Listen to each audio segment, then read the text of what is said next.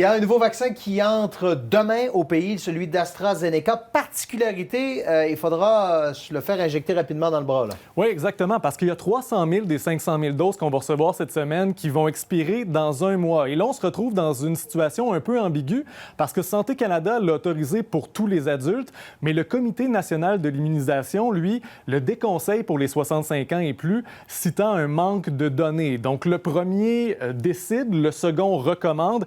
Et d'ailleurs, les députés conservateurs vont demander une réunion d'urgence des experts pour comprendre pourquoi les avis divergent comme ça. Au Québec, maintenant, on attend dans les prochaines heures l'avis du Comité d'immunisation du Québec sur le vaccin.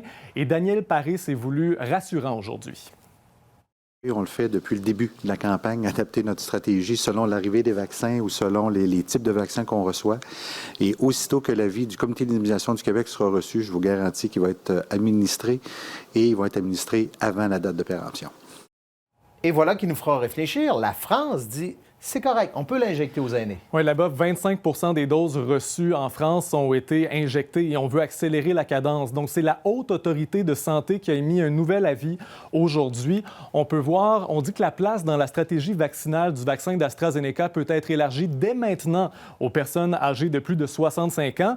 Et ça vient suite à la publication de nouvelles données par la santé publique écossaise. Voyez, l'efficacité reste forte pour toutes les tranches d'âge au pic d'immunité après 5 semaines suite à la première dose, 85 chez les 18-64, 79 chez les 65-79 et 81 chez les 80 ans et plus. Donc, on verra si ces chiffres-là sont considérés par la santé publique de notre côté de l'Atlantique. Ça conforte en tout cas dans la décision qui sera prise. Merci Jean-François. Bonne soirée.